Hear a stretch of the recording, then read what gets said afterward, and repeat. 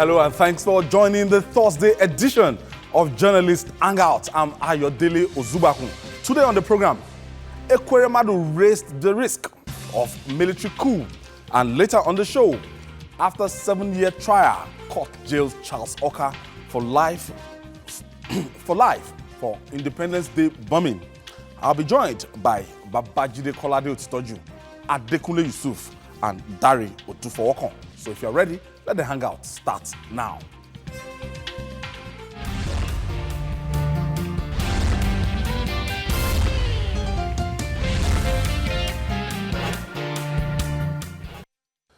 Thank you for joining us once again. And before we start the program proper, we'd like to say happy birthday to the Vice President of the Federal Republic of Nigeria, that is Professor Yemi Osinbajo. Osinbajo is 61 today, yes, and last year he was 60. And I remember the tribute that President Muhammadu Buhari wrote, that a running mate turned to a friend, you know. And Osinbajo, in his 2.5, 3 years in office, he has proven to be a perfect gentleman. Babajide. Yes, and he has proven to be a perfect fit for the job. At the time, we never thought it would be this good, because many people felt, oh, he's not a politician, and if you are not a politician, it's not difficult to survive amidst a pack of wolves. But this vice president has acquitted himself excellently. He is someone who excels at any challenge that you give him. I know that about him, and he has not changed one bit. The former Lagos State debating champion, he's still as eloquent as ever. He continues to talk the government out of trouble whenever there's an opportunity. He finds a way to talk the government out of trouble. He's an excellent speaker. He inspires so many people. I can tell you for free that in northern Nigeria today, Professor Osinbajo is extremely popular. Very popular. They like him for the fact that he's been extremely loyal to his boss. They like him because they see clearly that he's not overly ambitious. He's not the sort of number 2 man that you have. And then you'll be looking behind you. You say, oh, I hope this guy is not going to rock the boat in my absence. So they like him for that. And I can tell you that if he should contest against even some popular Northerners, he would defeat them, because there's genuine love for him, by people in northern Nigeria. So Adekunle Yusuf?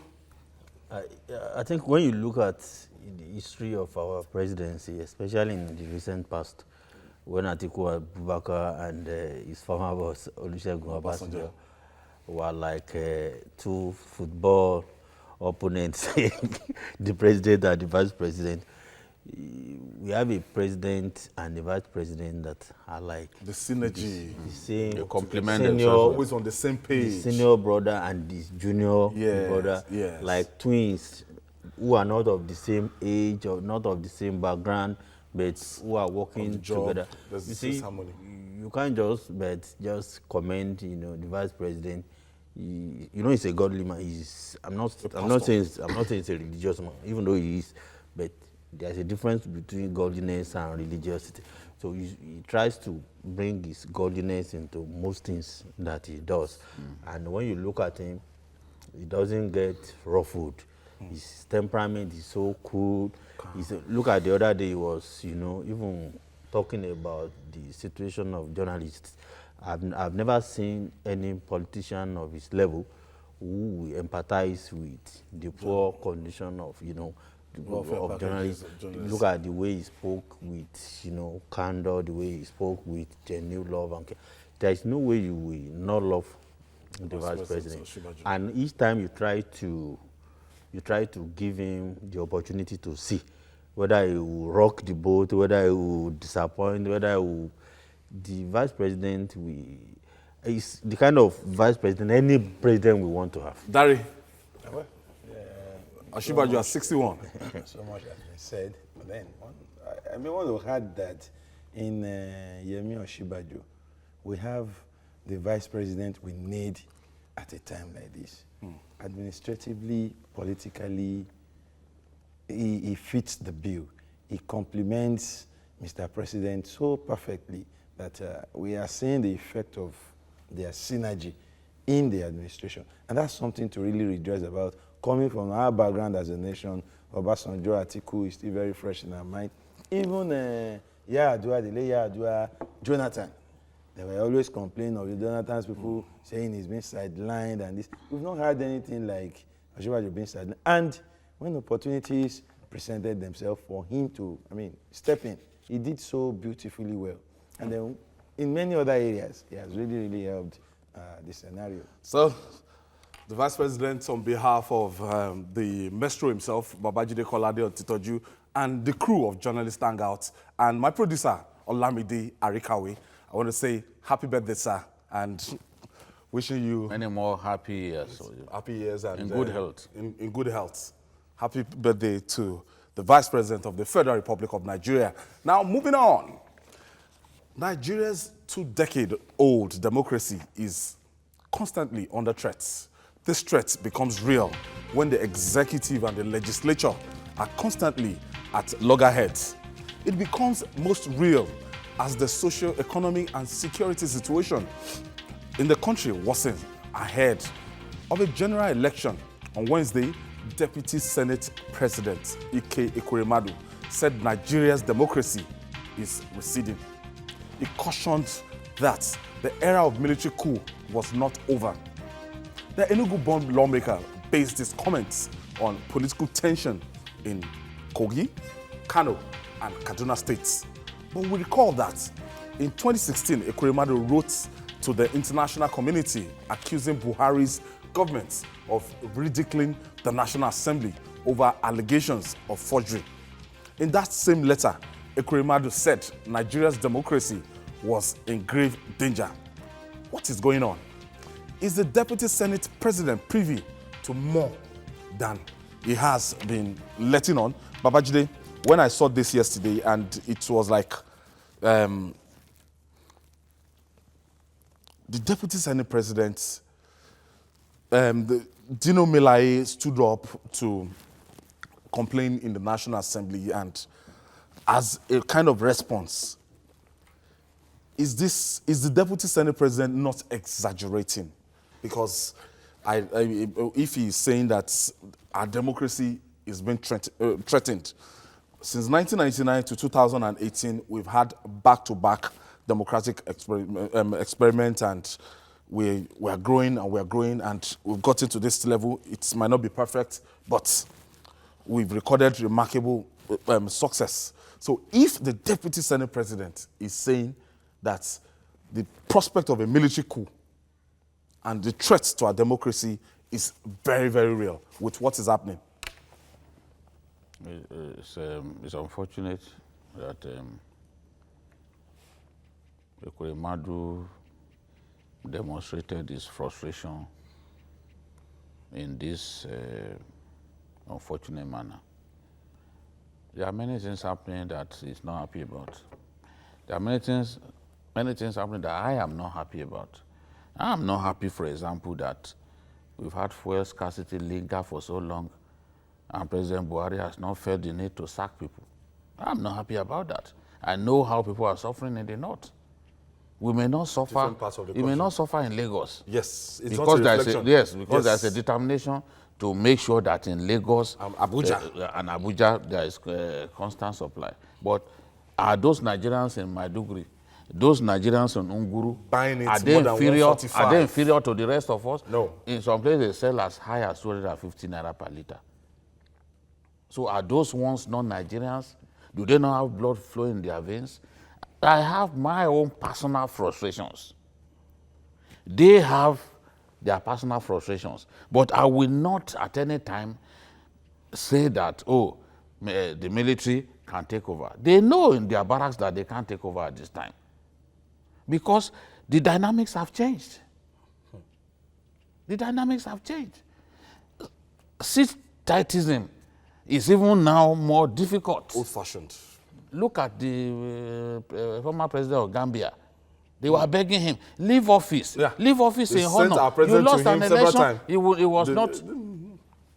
Then President Buhari sent fighter jets.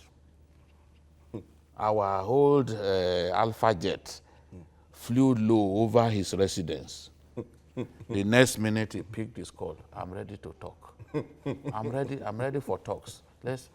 And then after President Buhari had gone there like twice to appeal to him. When they sent, you know, they sent Nigerian troops, and the Air Force sent Alpha jet, and that our supersonic aircraft, the F-7.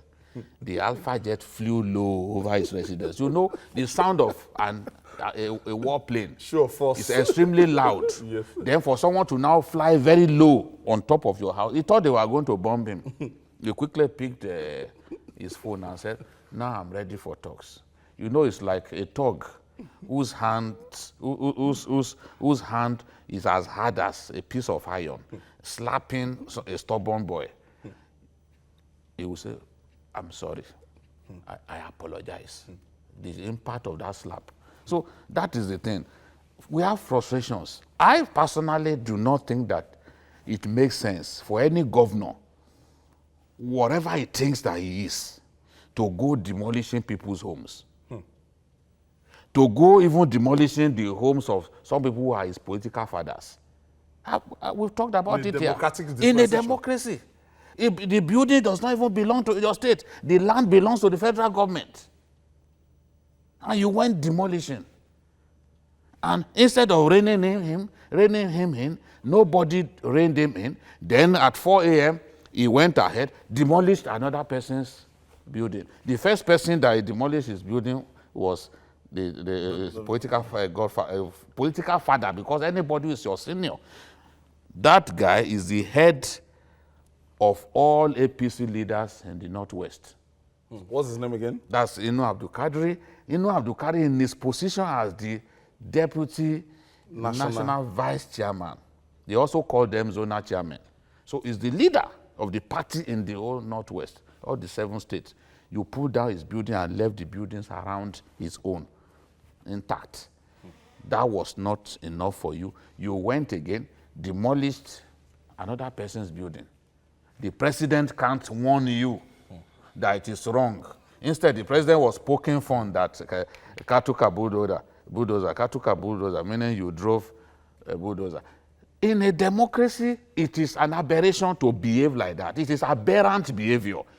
But we know that we can talk to ourselves, we can get some of these things to stop. The courts are there. If you demolish anybody's house unnecessarily, you will lose in court. There are other punishments that we can mete out for aberrant behavior. But we must not give those guys in the military who have not defeated Boko Haram, we must not give them a chance to think, look, they can still make some adventurous moves in the corridors of power. No. Don't stop giving that. Remember how even when Burate said something similar to that, we condemned it when he claimed that, and he had to recount. He said, no, that is not true. He accused some politicians of talking to soldiers. People thought that, oh, this man was flying an unnecessary kite. And they said, look, you must explain what happened. And he said, no, he was just warning people. Adekunle Yusuf, what do you make of this? Deputy Senate President, when you are looking at the right hierarchy picking, you have the President, the Vice President, the Senate President, the Speaker of the House of Representatives. Now you might say is like maybe the 4th person or the 5th person in the order of hierarchy. Talking like that, talking about... Believe me, what I saw because I watched, the session, what I saw may not be totally, to condemn, what he said. Because I'm not an advocate of military rule. I don't like military rule, and I don't like anybody who calls, for military rule. But I'm not too sure whether Ekweremadu is the right person to say all what he was saying, because you will see selfishness, you will see, self-interest in what he was saying.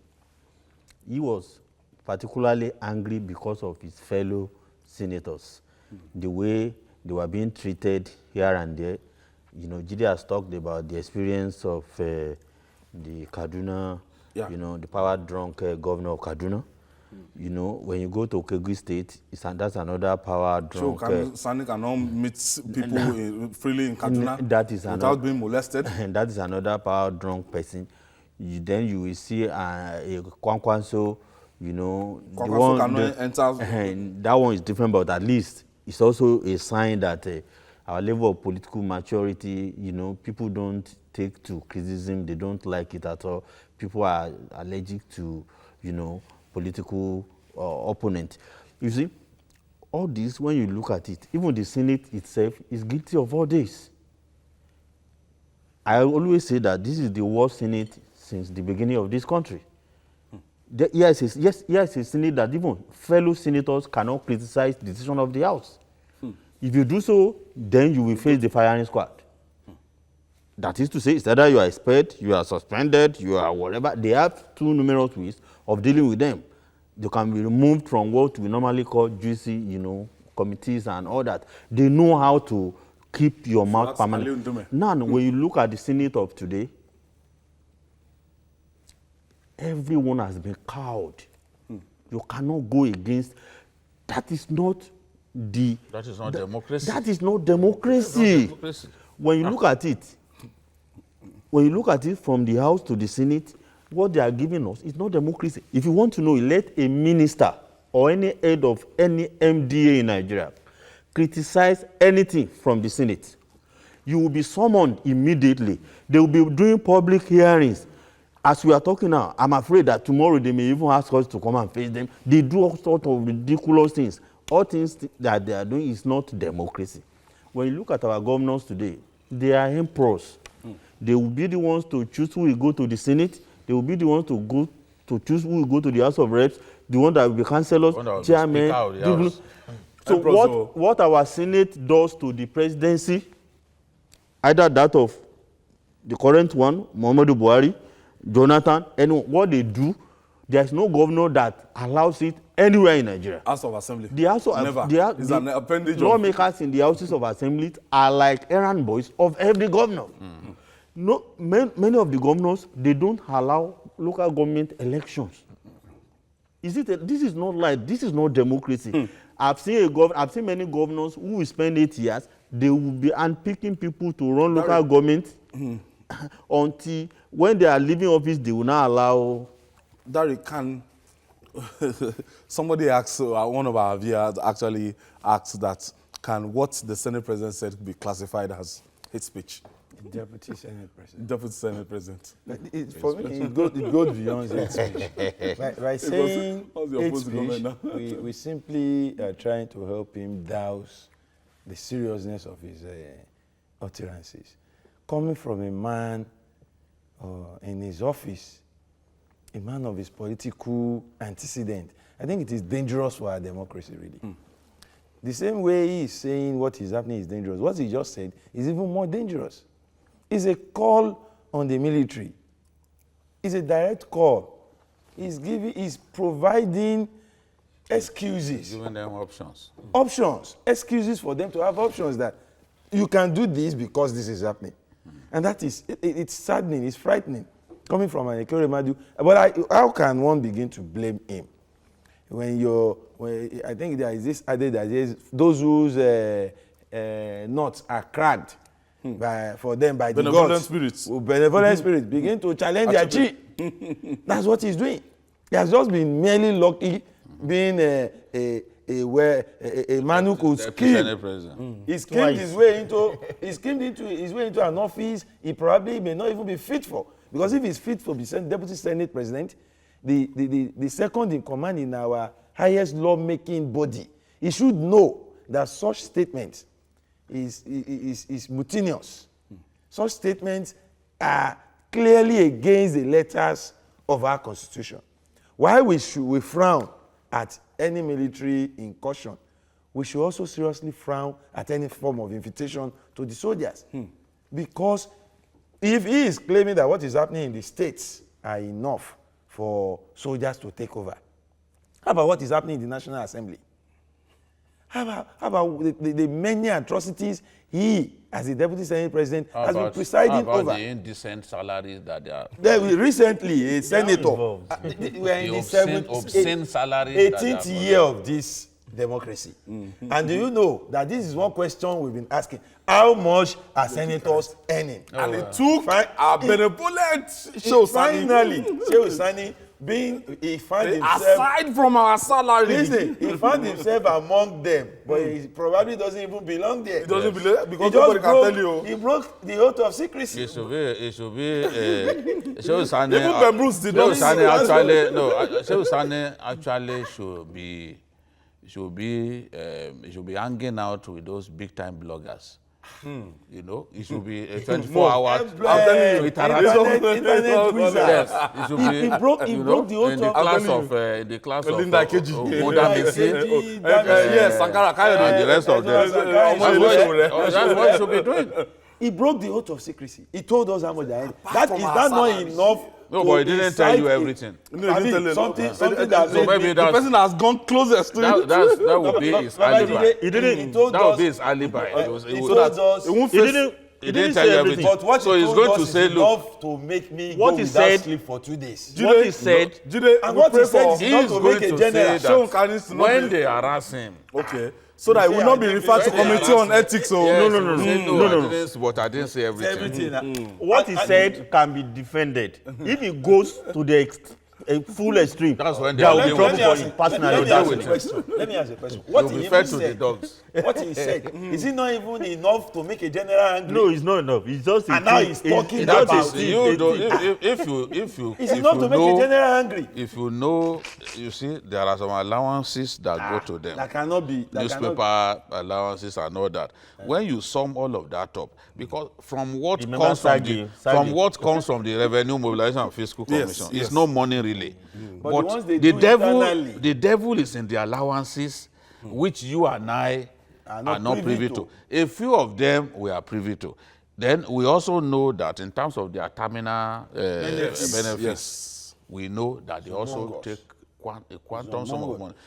But he is a smart man with the bushy hair. He didn't say too much. If he said too much, even what they would deal with him. What you are saying now is they would deal with him. If he has not said too much, I'm telling you, go see. I'm telling you, what is you think that is what they earn? If that is all they earn, nobody will be saying they are the most, they are the highest paid lawmakers in the world. Lower assemblies too are getting something close to that. Which the reps? Yes. What you just said, you just the tip of the iceberg. Let me take my caller. Leave Shehu Sani. Okay, let's take. George is calling us from Lagos. Thank you for hanging out with us, George. Yeah, good evening, gentlemen. Good evening, George. Good evening, sir. Sorry, let me contribute for the topic. Okay. When you look into what happened to, I watched that Senate live for 8 years yesterday, when the Deputy Senate President was complaining about the Nigeria democracy. Yes, be interesting. If you look what is going on in Nigeria, it seems as if the military wants to take over. If you go to south, military is there. Go to north, military is there. All over Nigeria, military is there. Police people are no more working again. Yeah. The politicians are the politicians have already adjusted the police. Judge, I don't think we should trivialize what we are discussing here. Watching this program. Security, military trying to keep internal security is different from that's taking over. We're talking about now, Babajide. Now, when you want to look at it now, let me play the devil's advocate here. Ekweremadu is fighting on behalf of his colleagues. That the rift between, instead of him to put it mild, that look, the way the governors are always treating his colleagues across the states, from Kano to Kaduna, then to Kogi states, that what the likes of Dino Melaye they are going through. Dino Melaye he was charged 2 weeks ago. And he has been bailed. He was charged for giving false information against the chief of staff of the Kogi State governor. So Ekweremadu was trying to say, look, the way they are treating the other arm of government, But instead of it, he had to exaggerate, execute it. But look at it objectively. The relationship between these governors and their senators, Babajide. Yeah, the governors and individual senators, there are issues.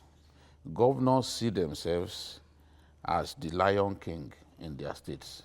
So they do not brook any form of opposition. I heard Yari saying the other day that Kabiru Marafa's career has ended. How can you clearly just proclaim an end to someone's political career just like that? Just like that. Without election? I also heard when a governor said that the governor of Benue State will not be given the APC ticket. Yes. So he's even beginning to play outside of his own area of influence. Meanwhile, these are people that ordinarily, if you leave our people to just vote, to choose. if you do not interfere in any way, no rigging. They can't win the local government. Without rigging, they can't win, no. But they become governors and then they become a different kind of animal. So this is the thing. But if we are saying there are frustrations, there are also frustrations. There are frustrations in every area. It's not just look at even judiciary. Look at what happened today at the CCT. When the judge said, okay, when the judge granted the applicant's prayer for indefinite adjournment against the ACJ, because we know now that by the Administration of Criminal Justice Act 2015, ACJA is against all these needless delays in the adjournment and because it has come up with ways of avoiding this. You are now saying, oh, because of cases with the Supreme Court, this and that, then you are asking for indefinite adjournment. So even the judiciary in itself constitutes a threat to our democracy. The legislature constitutes in its own way a threat. There is nothing that Muhammadu Buhari takes before the National Assembly, before Bukola Saraki and his people that they are ready to clear. All because they want him to remove Magu. All because they want him to remove Magu. They can't change ministers, they can't choose strategic. They are even going far. Look at the MPC people. Members of the Monetary Policy Committee. They can't form a quorum now because the nominees have to be cleared. By the National So Assembly. they, in their own position, they are using their power. As a threat to democracy. Yes, they too are playing the thing God in the National Assembly chambers. But they can talk about, they don't think that the action is a threat to democracy. They don't think the action is an invitation to Burate and his people. But it is the actions of people like the aberrant governor of Kogi State that they think constitutes a threat to our democracy. We've always known that these governors are like this. They didn't start today. Yes, those behaviors we must condemn. If as a governor someone is organizing, because that's what the governor of my former state did. If as a governor, please. Your former governor. The governor of my former state. Just allow you to concentrate. See, this is an emotive issue. Let me tell you. Whatever. We wanted to be sure. That's what you meant. You are hearing me now. I'm saying it before Nigerians that Kogi is your former state. AYB Alhaji Abelo is the governor of my former state. I'm saying it so that you hear, you get clarity. You will have to tell us your new state. I'll tell Nigerians, Ekiti is my... Just wait. It's not your business. It's not your business who is the governor of my new state. Ekiti is my adopted state. Omuwoke Ekiti. Do you know that town? Omuwoke Ekiti is my adopted hometown. I say that with pride. Ekiti is your new state. And I say again that Yaya Bello is the governor of my former state, I say that with pride. Okay, let's continue. I say that with pride. I say that without Gentlemen, regret. let's concentrate. You see, the thing is, I want to be identified with things good, things novel, things that I can really be proud of. Okay, Jide, let me quickly pick this call from Kano. Jide from Kano. Oh, it was Hello, Jide. good evening. Hey, Jide. Hello, good evening. Good evening. This is Tunde speaking. Tunde, oh, sorry. Okay. Tunde. Yeah, Mr. Babajide. How now? Ekwo, Marco. you guys are really doing a wonderful work over there. Thanks. Yeah, are you from my former state? And Mr. Mike, the uncle, God bless you. Okay, he didn't answer. Are you from my Let's go former other person state? here. Hello? He's answering. Hello? Yes, Tunde, can you hear? Tunde, Yeah. are you from my former state? Yeah. Yes, I'm from your former state. I think I'll go with you. He's the camping take it. I'll follow you. I'll go with you. You are cutting problem. Jide, you want to cause problem in that state? Just leave them, please. People are decamping from Kogi State. We decamp until Yaya Bello leaves office. Yes, so we'll all go. Good evening, everybody. Nice work. Good evening. I think the statement of the Deputy Senate President is really unhealthy to our democracy. But notwithstanding, for somebody of that caliber to be saying something like this, I think we all need to open our eyes and wake up. He understands the policy better than we, the masses. For him to be saying something like this, I think is a wake-up call for everybody. Thank you very much. All right, Tunde. Okay, Jide, make your point. You see, remember that this same Senate, where Ekweremadu and Bukola Saraki hold court, this same Senate were even fantasizing about the idea of Bukola becoming an acting president. When Buhari was Yes. When the Lion King, the Lion was away, you know. The Yoruba will say, "Aisile ologini, iledile ekute." You know, once the cat is away, the mouse, the mice, they start running riot within the home. Okay. So the truth is, if at that time that they were fantasizing that it would become nobody thought it was a threat to democracy. Nobody thought about bringing soldiers. You know, so why is he now trying to make it look like it is possible? In today's Nigeria, if the military takes over, they will be resistant. God forbid. They will be resistant. It's not. We've gone. You know, in those days they will go. They will lock. They will say, okay, we are. Go to FRCN. They will surround the FRCN. How many radio stations are you going to surround? People will broadcast. They will ignore you. Second base. This is not 1990 when. All right. They'll be arresting. Okay, let me quickly take this breather. When we come back, we'll talk more. It's still journalist Angal. Stay with us. We'll be right back.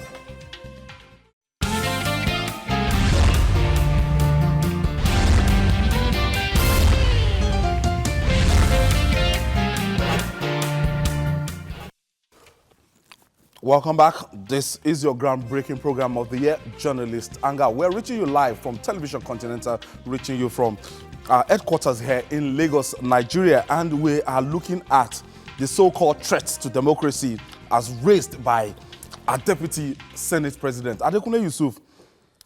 It was on behalf of the Senate President, maybe the Senate President wasn't around, he presided over that particular minister, and anything he says on that seat, that is representing that institution. And as a third arm of government, or the second arm of government, another arm of government, let me just put it like that, if they're raising that kind of thing, I expect the Senate as an institution, maybe the spokesman as of today would have come up with a press release to say, no, that is the personal opinion of Deputy Senate President Ekweremadu is speaking as a Deputy Senate President, not the reflection of what the Senate stands for. If any spokesman of the Senate goes ahead to do what he just recommended, we'll be in trouble with Uncle Buki. The remaining legislative session, he will spend it in his own bedroom. under this Saraki Senate, Yes. where everybody has been cowed into submission. They force them to go to the toilet Believe me, what unnecessarily. Ekweremadu is accusing everyone doing. The Senate, where is the deputy? You are guilty. He's doing it in worse, format. And you know it, all of us know. Abiy Marafa cannot talk again. Nobody, all of them. All the opposition. You have some are, Ali Ndume. some are professors, some Ali are have not this, had some a are. little Then- of and this. you Is he have, back? and you all he's back. Since he came back. You have Ewa, you have some of very vocal, very credible human beings in that Senate. But now they've been silenced totally, and they know My Egbon that Senator Jiri Omorare is still in that Senate. Yes, He's there. permanently silent. My Egbon doesn't talk again. You know the trick. The trick is, the trick that our colleagues, some of these our people do. The former radicals in the Senate. You know the trick that they use. Once they are debating something that is revolting against their conscience, they pretend that they will just pretend that they want to go and ease themselves. some will do like this, as if they are already sleeping. Because they don't want people to say, oh, we saw you in were there, the you didn't chambers, you talk. were there, and you did not talk. So they will just pretend like they are going to the toilet to wee-wee. They will enter the toilet and won't come out until they finish that discussion. Senator Shola Adeyeye is still in that Senate. Yes. Very is there. Fairy man. Ah. No, can you believe There is that? a late Can content you to show believe in that Senate. Yeah, can you believe that somebody can Activists. silence Ali Ndume? Honestly. No, you see, He played his part monetary well. by Yoni, or delay. Odume has survived through the courts. Professor Shola Adeyeye almost Professor Shola Adeyeye and Uche Onyegocha. The two of them in The those, House of in the House of Representatives. Representatives of that time, Yes. they were like, What do you make the of- two of what them do you make shaking of them Nigeria. now? Dance. They are nearly the handbag They, carriers of the they Senate fought president. the House of Representatives. They fought, And that is a In different. that era. but now they seem to have learned. You have, they No, are being don't let cultured. somebody, you see, they They are are being smart. cultured. Professor Adeyeye is not a fool. I know. He will not let Mojamosa. someone who is like his kid brother embarrass him. Rubbish him. Agba máa ń gbà ni.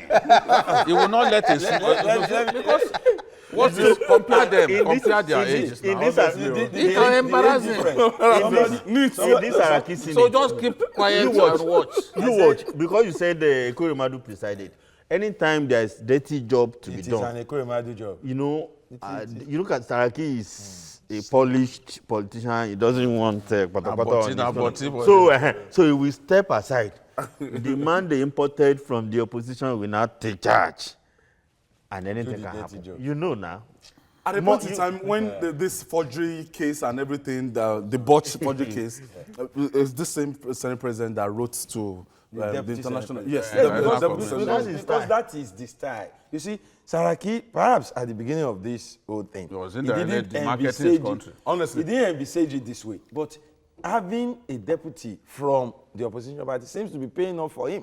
He has a style of allowing Ekweremadu do all the anti-APC, anti-Buhari jobs in the Senate, while he pretends that The rest of them are doing the anti-Buhari Even thing. APC, All of them. the APC are doing They it are doing worse. it worse. I They want are to doing it know. worse. The APC There's There's senator- only one party in the Senate. in the Senate. Yes. Bukola Saraki's Saraki's party. Bukola There's Saraki party of party. I was Nigeria. discussing with hold on. I was discussing with AB. somebody who said Name the party. there are still You have to name this. a few senators. BSPN, No, Abubakar Saraki party of Nigeria. PN. Yes, no? There's somebody who said there are still a few senators who would like I to said BS. show that The they are- name of this they are- party they is are too still long. there. So after ABS, you are adding PN. You have a system where the leadership of It's the too Senate, long. the leadership of the Senate will call people and say, look, if you are not comfortable with what we are doing, it is in your own interest not to come for sitting. Because we can excuse you if you don't excuse yourself. That is what our National Assembly has turned to. That is what our senators do. Now, we have a Senate where people have been cultured to either agree or keep quiet. And that's what is giving, we are getting what this is giving out. And for the deputy Senate president of that same Senate to complain about what goes on in states and say this is enough. Faces, Senator Ibn Nala, very vibrant man. No, but what do you expect of them? All they will do to you is send you home. They are still vibrant. Don't get them wrong.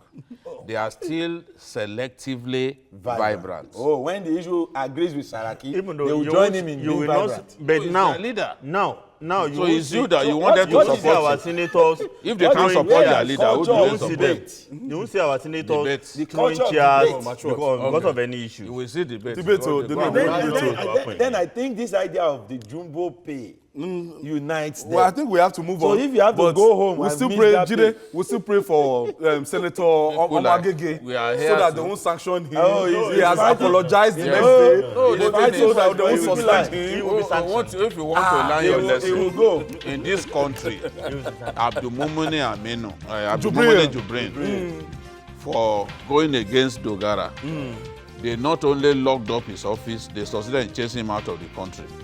Who has fought for him?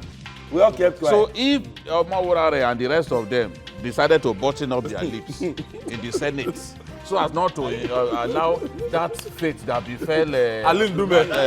Preservation now. or Abdulmumuni to befall them, you cannot blame them. Because when they went on those long sabbatical, we didn't speak of Nobody spoke of No it. salary. Sonny Ade Sanderson, He said, Mọ̀jàmọ̀sá là ń máa kíkanjú lógun. So give them alone. But it's as if we should go on and on and on and on, but we have to move on. All right, now for 7 years, the wheels of justice have turned ever so slowly for victims of the 2010 Independence Day bombing in Abuja and an earlier attack in Warri that year. But on Wednesday, it stopped. The duo of Charles Oka and Obi Nwabweze was found guilty of participating in and funding terrorism. Both men will spend the rest of their lives behind bars for plotting those attacks. 13 lives died in the two incidents, while more than 36 were scared for life.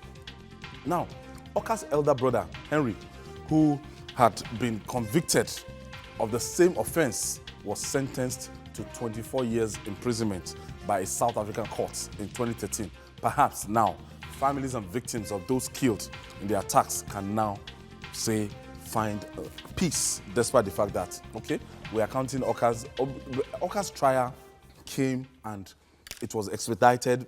2013, barely 6 months, he was convicted. well, you want to compare that to what happened in Nigeria. We just must be grateful. That's why we said slowly, Yes, but we just must be grateful that long last. And a life imprisonment for characters like that, I mean, it's suiting. And we are in an era where the death sentence is no longer attractive. So the very best we can get to spend the rest for of their this lives. is for them to be locked away forever, locked away from any form of interaction with dignified humanity, because they don't have the dignity to live among us. And I thank the judiciary for putting smiles on the face of families and relatives of these victims. 13 lives wasted by people who felt the only way to agitate is to take lives. And perhaps, and hopefully, this will serve as some form of a strong deterrent to people like them we still find, because people like them are the ones we find in Boko Haram. People like them are the kidnappers, still taking people for ransom and killing them when they feel to. People like them are the violent Fulani herdsmen who invade communities and take lives. If they know that doing these things, they won't get away with it, some days, perhaps they will, reduce their love for violence and embrace dialogue. I'm particularly impressed and particularly happy that Spend the rest of Charles is going to be locked away forever alongside with his accomplice. I'm happy with that. When that thing happened in 2010, I remember vividly, and Henry Oka was in South Africa, and he actually coordinated that attack. Yeah. And it took the collaboration between the Nigerian government and South African government, or somebody even said the former President Goodluck Jonathan had to come hard on the South African authority that they have to get this guy, and he was gotten and convicted. Now his brother, anytime he's going to court, sometimes I'll see him, I'll pity him, I see if he wants to die. Sometimes he will be shaking, sometimes, but at the end of the day, he's going to spend the rest of his life in the Nigerian prison. Not looking good.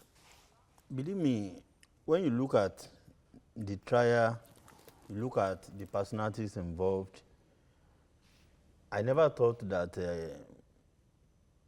under this government or in the next few years that we have judgment for them.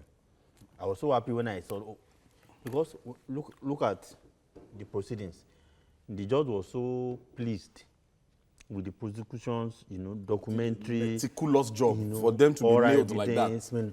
And they were able to prove, according to the judge, that they proved without every doubt that they clearly linked everything together. All these characters to what happened. As difficult as the Nigerian system is for you to prove.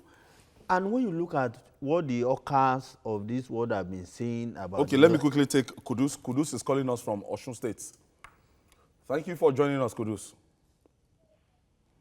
Good evening. Good evening. Good evening, sir. This is activist from Oshobo in Osun State. All right. Yeah, you were actually discussing about this democracy issue before we had the Nigerian factor here, which is the epileptic powers of life. Oh, Kudus, sorry about that. Okay. Sorry about that. Regarding the issue with Ekweremadu, sincerely speaking, I keep saying it. We have to enlighten the citizens of this country. We have to re-educate them. And we have to do a lot of work in making them call everyone in the political offices to order. Yep. Are you with me, sir? Yes, I'm with you, Kudus. All right. Like, seriously speaking, to me, nothing is working as of now in every sector and aspect in this country. If you look at it vividly and sincerely. So how are we going to go about this?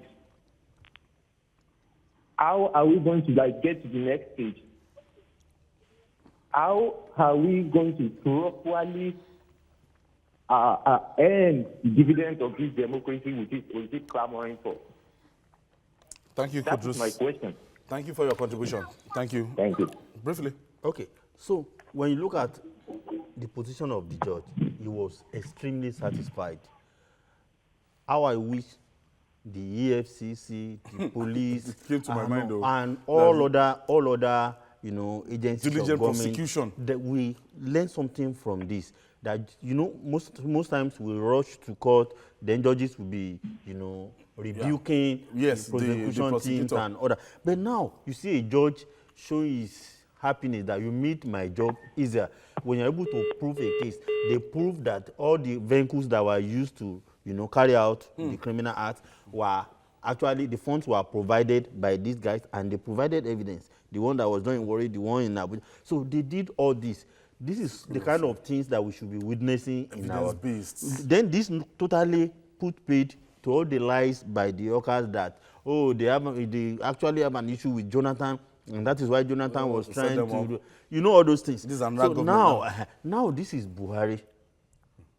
Would you say this government has collaborated as they were accusing Jonathan with this is Nigerian court and you are still found guilty? Good. How do you feel? Yeah, I think it's something to be happy about. It shows clearly that terrorism does not pay. When the late President Yaradua set out with his idea of the amnesty program, he reached out to the terrorists in the Greeks, the militants, spoke to them, got people to talk to them. Charles and his brother Henry, their dad was a retired naval officer, and they were into gun running. Henry was into gun running, international gun runner, living in both South Africa and Angola. So they were selling weapons to the boys and the Greeks, and they continued the sabotage of the Nigerian government. Now, when the idea of the amnesty came, they said they were not going to be part of it. Clearly, they were like, look, where would they make money again They wanted that crisis. They wanted the crisis to continue. So they turned down the idea. But the main men, because the biggest militant in Nigeria today is still Tompolo. There's nobody in Ijaw land more popular than Tompolo, not a human being in Ijaw land. So Jonathan had people like Tompolo with him, people like General Togo, you know, and Africa. Boilouf. Boilouf and Africa. You know, he had them with him. It was Henry Oka. Henry Oka was the Bomojomo, because he was the ideologue of the group. He was the one writing those press releases. You know, he's educated. So the moment that bomb went off, Jonathan said it can't be meant because he felt the mainstream men was with him. But I remember what Tompolo said at that time, that we will get the people behind this. And it turned out, from their investigation, it turned out that the Oka people were involved. Now, how did they get to know? Phone calls between South Africa and Nigeria. They got MTN to provide call logs. Remember, the South Africans had released Henry Oka. Yes, I remember that was what. Where Jonathan piled pressure on them that he was sure that Henry Oka was behind this. So the call logs showed clearly that he communicated with them. The cars that were used for the bombings were bought here in Lagos. At the Baja car lot. That's where they bought those cars. They drove the cars to Port Harcourt, where they were rigged with explosives, and then driven all the way to Abuja. Yeah. That's when I lost hope in security in Nigeria. The cars were rigged with explosives in Port Harcourt And driven to Abuja. Was when they got to, It's very far. It was when they got to Abuja that the the wires, the cables that will now set off the explosion were connected. So when the first explosion happened, he made a phone call and said, "Well done, boys." So as Nigerians were rallying to rescue people, because we were not used to bombings, as they were rallying to rescue the victims of the first bombing, the other one went off. Because it was remotely controlled. The other one went off, and then that was where more people were killed.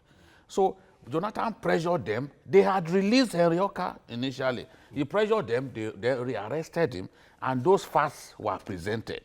Because from the communication, you could see who plotted the conspiracy. Then they now looked into his past, and saw that this man had actually been into gun running. You know, rebels were fighting in Angola. So if you are a gun runner and you make Angola your home, you make a lot of money. The Elder Orubebe was actually nominated by militants. As minister. At that time, it was because when the late president spoke with them, he told them to nominate someone, and they nominated Elder Orubebe. Elder Orubebe traveled to South Africa to beg Henry Oka to join the amnesty program. He refused. Jonathan, again, as vice president, went to South Africa to beg him. He refused. But at the end of the day, what has he gained today? You rebelled against your own country.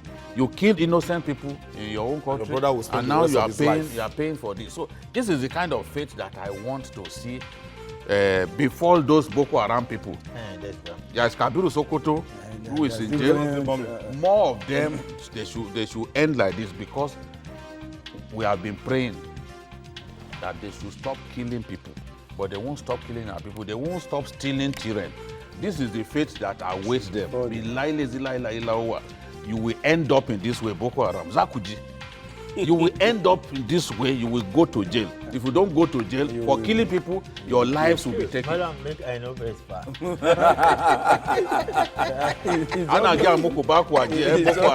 It's obvious you are hungry. Allah Isa. Madam, I don't very far. I want to thank you, Dari Odufo. I want to thank you for being part of this edition. Thank you, Dari. Thank you. you. And Adekunle Yusuf, thank you for always being there. And the maestro himself, from Ekiti State, the grandmaster The man from Osoko State. Yes, what's that town? What's that town again? Ekiti. I think they share the same boundary with. Hope you done that Governor Cheto. That is the hometown of Biodun Olujimi, Okay, Senator Biodun Olujimi. You are South. pointing to Ekiti Ekiti South. South. Senator Biodun Olujimi. I would thank you all, and that's it on Journalist Hangouts. Join us tomorrow for another interesting episode of the program. You can watch the repeat broadcast tonight, 11. You can also watch Journalist Hangouts on all our platforms showing on the screen.